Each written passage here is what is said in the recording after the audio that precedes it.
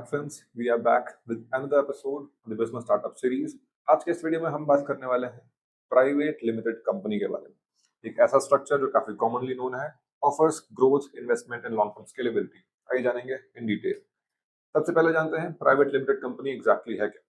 By definition अगर जाएं तो प्राइवेट लिमिटेड कंपनी एक सेपरेट लीगल एंटिटी है फ्रॉम इट्स ओनर्स, जो गवर्न होती है by the companies act 2013। Ownership divide होती है इसकी शेयर्स में, मैनेजमेंट डायरेक्टर्स करते हैं और परपीचुअल सक्सेशन एंजॉय करती है। की फीचर्स क्या हैं? सेपरेट लीगल आइडेंटिटी, ओनर्स से अलग इसकी एग्जिस्टेंस है। ओनरशिप वाया शेयर्स, ओनर्स को शेयर्स दिए जाते हैं, इक्विटी डिवाइड की जाती है for the companies ownership. परपीचुअल succession, company can exist and survive even after change in ownership. किसके लिए सूटेबल है? अगर आप एक प्राइवेट लिमिटेड कंपनी प्रेफर कर रहे हैं तो you might be one of these options. Startup seeking investment, अगर आप एक स्टार्टअप बिजनेस कर रहे हैं जो पब्लिक से फंडिंग उठाने वाला है, वेंचर कैपिटलिस्ट से फंडिंग लेने वाला है, तो private limited company is the right option. Technology company, अगर आप आईटी, सॉफ्टवेयर, टेक्नोलॉजी, चिपसेट, इन सब कंपनीज के काम में जा रहे हैं, इस इंडस्ट्री में जा रहे हैं, तो setting up a business as a private limited company might be the better option from the other structures. E commerce business, अगर आप ऑनलाइन सेलिंग करने वाले हैं थ्रू योर ओन वेबसाइट और द अदर प्लेटफॉर्म्स, तो भी private limited company is the better option.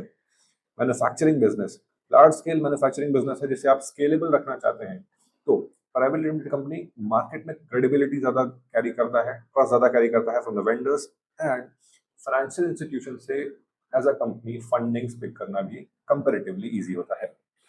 And next up, scaling service providers. अगर आप एक सर्विस प्रोवाइडर भी हैं जो कि यूजुअली दूसरे स्ट्रक्चर्स प्रेफर करते हैं जैसे कि पार्टनरशिप, एलएलपीज, उनके लिए भी कंपनीज सुटेबल हो सकती हैं if they are trying to scale up at very large scale. Next up, benefits क्या है फाउंडर्स के लिए अगर ये स्ट्रक्चर चूज करते हैं? लिमिटेड लायबिलिटी, आपके personal assets are completely safe and protected from the liabilities of the company. Easy ownership transfer, अगर आप ओनरशिप ट्रांसफर करना चाहते हैं तो शेयर्स को इजीली ट्रांसफर किया सकता है बाई सेल और ओनरशिप उसी के साथ ट्रांसफर हो जाती है। मार्केट क्रेडिबिलिटी, कंपनी का नाम यानी कि प्राइवेट लिमिटेड लगते ही या फिर लिमिटेड लगते ही एक हाई लेवल ऑफ क्रेडिबिलिटी आ जाती है in the market, in the vendors, in the heart of the partners as a registered organization. And last but not the least, access to fundings. एक प्राइवेट लिमिटेड कंपनी के पास काफी options होते हैं जैसे कि वीसीज यानी कि venture capitalist, angel investors, banks and even private financial institutions जो कि उन्हें इजीली फंडिंग प्रोवाइड कर सकते हैं। अब गेटिंग स्टार्टेड, बेसिक रिक्वायरमेंट्स क्या होने वाली हैं बिफोर यू रजिस्टर? सबसे पहले मिनिमम 2 डायरेक्टर्स होने चाहिए, मिनिमम 2 शेयर होल्डर्स होने चाहिए, और ये दोनों सेम पर्सन भी हो सकते हैं।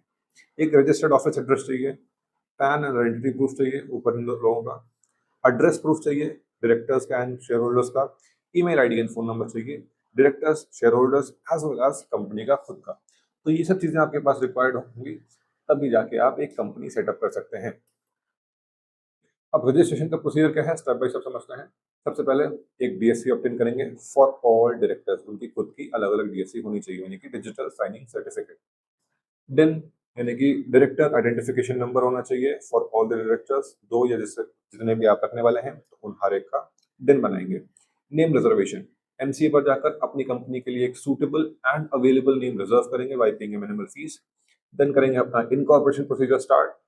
इनकॉर्पोरेशन प्रोसीजर के सारे फॉर्म सबमिट होने के बाद अप्रूवल आ जाएगा जिसमें आपको मिल जाएगा आपका certificate of incorporation from the registrar of companies. And next, PAN and TAN. PAN and TAN are completely mandatory और ये साथ में ही आ जाते हैं with your certificate of incorporation from a company.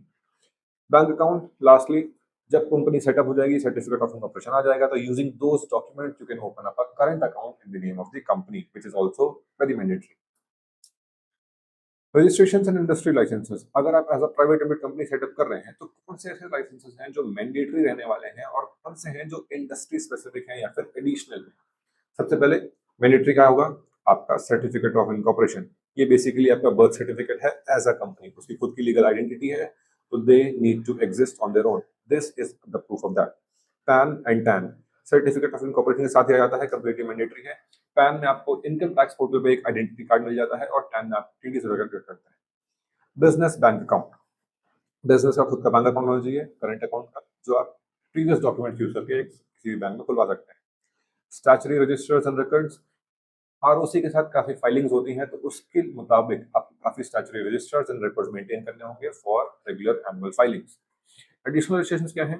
GST, अगर आपका टर्नओवर लिमिट एक्सीड करती है, या फिर आप इंटरस्टेट सप्लाईज कर रहे हैं, या फिर आप ई कॉमर्स सेलिंग कर रहे हैं, तो जीएसटी रजिस्ट्रेशन आपको लेना पड़ेगा। एमएसएमई रजिस्ट्रेशन, एमएसएमई या फिर उद्यम registration micro small medium enterprise के लिए है। अगर आप अभी स्मॉल स्केल पे हैं क्योंकि सेटअप भी किया है, तो आप एमएसएमई ऑप्टेन कर सकते हैं। इसमें आपको एक गवर्नमेंट सर्टिफिकेशन मिलता है which gives you a lot of benefits in times of fundings, in selling and payment protection from regulators.